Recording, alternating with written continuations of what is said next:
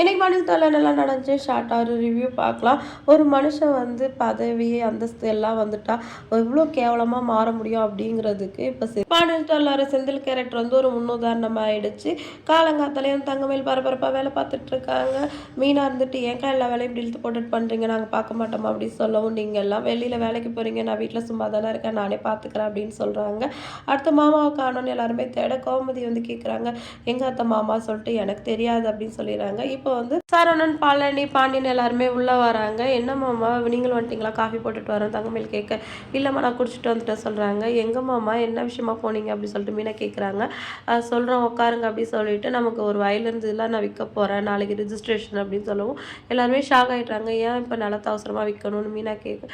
இல்லைம்மா அதான் இந்த சார் வந்து லோன் வாங்கி வச்சுருக்காரு, இவர் வந்து ட்ராவல்ஸ் ஆரம்பிக்கணுங்கிறாரு, இதுக்கெல்லாம் பணம் வேணும்ல, அதுக்கு தான் நிலத்தை விற்க போகிறேன் அப்படின்னு சொல்லவும், கதிர் இருந்துட்டு அவர் லோனை அவர் அடைச்சிக்க போகிறாரு, ஏன் பணத்தை விஷயத்தை நான் பார்த்துக்க போகிறேன், இதுக்கே நீங்கள் நிலத்தை விற்கிறீங்க சொன்னோன்னே, இவன் எதுக்கு ஃப்ளூரலில் நம்மளை வர சேர்த்துக்கிறான் அப்படின்னு சொல்லிட்டு செந்தில் அப்படியே ஷாக் ஆகிறாரு.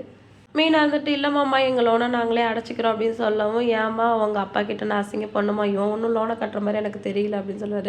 சரி அண்ணன் லோனை நீங்கள் கொடுங்க, என் பணத்தை நான் பார்த்துக்கிறேன்னு கதில் சொல்லவும், ஓ நான் ஹெல்ப் பண்ணலப்பா, உன் பொண்டாட்டி போய் ஊர் ஊராக பாடுறேன் ஆடுறேன்னு சொல்லி ஹெல்ப் பண்ணுவா, அதை நீ வாங்கிக்கோ அப்படின்னு சொன்ன உடனே ராஜ் வந்து ஷாக் ஆயிடுறாங்க.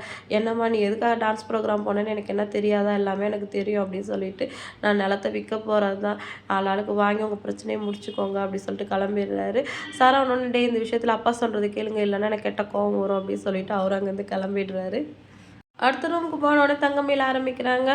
நிலத்தை விற்று உங்கள் 2 தம்பிங்களுக்கும் பிரச்சனையை முடிச்சு விட்டாங்க, இப்படி உங்கள் தலையில் மிளகா அரைக்கக்கூடாது, நமக்கும் அதில் பங்கு இருக்குல்ல அப்படின்னு சொல்லிட்டு கேட்டவொடனே சரண் வந்து ஆரம்பிச்சிட்டியா, இன்னும் கத்தி பேசு, இந்த விஷயத்தில் நீ கத்தி சண்டை போடணும் தான் நானும் பார்த்துட்ருக்கேன், கத்தி நீ சண்டை போடு, வீட்டில் வந்து எல்லோரும் என்னன்னு கேட்கட்டும், தம்பிங்களுக்கு நீங்கள் பணம் கொடுத்தது வந்து தங்கமேலுக்கு பிடிக்கல நான் சொல்லிடுறேன் அப்படின்னு சொன்னோடனே ஷாக் ஆகிடுறாங்க. இதுக்கப்புறமும் நீ சண்டை போடு, இனிமேல் எங்கள் அப்பா அம்மா மனசுலாம் கஷ்டப்படும் நான் பார்க்க போகிறதில்ல, நீ என்னெல்லாம் தப்பு பண்ணி எல்லாத்தையும் சொல்ல போகிறேன் அப்படின்னு சொன்ன உடனே தங்கமேல் அப்படியே ஆடி போயிடுறாங்க. நான் என்ன சொன்னேன், இவர் என்ன பேசிட்டு போறாரு அப்படின்னு சொல்லிட்டு. அடுத்து வந்து செந்தில் மீனாவும் வந்து பேசிட்டு இருக்காங்க. மாமா வந்து இந்த அளவுக்கு போவாருன்னு நான் எதிர்பார்க்கவே இல்லைங்க அப்படின்னு சொல்லவும், எல்லாமே நான் பேசுனது தான் காரணம், அதுக்கப்புறம் தான் அவர் இவ்வளோ மாறிட்டார் அப்படின்னு சொல்லிட்டு உடனே செந்தில் ரொம்ப பெருமை பீத்துறாரு. ஏங்க அந்த பணத்தை நம்மளே கட்டிக்கிறோம் சொல்லியிருக்கலாம்ல அப்படின்னு சொல்லவும், ஏன் அவர் கையிலேருந்து காசு வாங்குறதே பெரிய விஷயம், வரும்போது வாங்கிக்கணும், நான் இந்த கடைக்காக சம்பளமே வாங்காமல் இவ்வளோ உழைச்சிருக்கேன், அதெல்லாம் வேணாங்கன்னு சொல்லிட்டாத மீனா அப்படின்னு சொல்கிறாரு. இருந்தாலும் நீங்கள் பண்ணுறது ரொம்ப அதிகம் தான், கொஞ்சம் கூட உங்களுக்கு காசு கொடுத்து வேலை வாங்கினா குற்ற உணர்ச்சி இல்லையா அப்படின்னு கேட்கவும், கொஞ்சம் கூட இல்லை அப்படின்னு சொல்கிற செந்தில பார்க்கும்போது கொஞ்சம் கடுப்பாக தான் இருக்குது.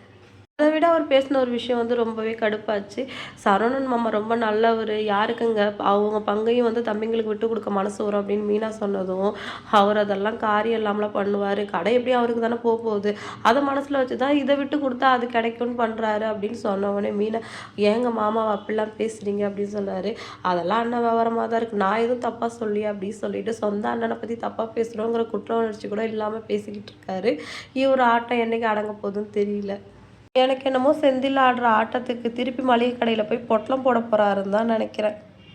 அடுத்த கதிர் ராஜ்யம் வந்து பேசிகிட்டு இருக்காங்க, என்ன யோசிச்சுட்டு இருக்கா அப்படின்னு சொல்லவும், அப்பா வந்து பணத்தை இப்படி ஏற்பாடு பண்ணாருன்னு நான் நினைக்கல அப்படின்னு சொல்லிட்டு கதிர் ஃபீல் பண்ணி பேசுகிறாரு. சரி நம்மளும் என்னென்னமோ முயற்சி பண்ணிட்டோம், நீ இந்த பணத்தை வாங்கிக்கோ, இதை விட 4 பங்கு உங்கள் அப்பாவுக்கு நம்ம திருப்பி செஞ்சிடலாம், அவருக்கு இதை விட 2 நாளாக நம்ம வாங்கி கொடுத்துடலாம் அப்படின்னு ராஜி சொல்கிறாங்க. சொல்லிட்டு இருக்கும்போது சரவணன் வந்துடுறாரு.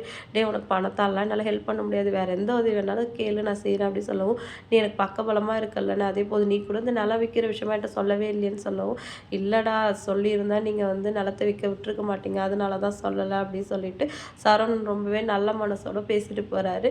இன்றைக்கி எபிசோடு வந்து முடிஞ்சிடுச்சு. நாளைக்கு என்னெல்லாம் நடக்கும்னு வெயிட் பண்ணி பார்க்கலாம். வீடியோ பிடிச்சா லைக் பண்ணிக்கோங்க. அடுத்த ஒரு சூப்பரான எபிசோடில் நான் உங்களை மீட் பண்ணுறேன். டாடா பாய்.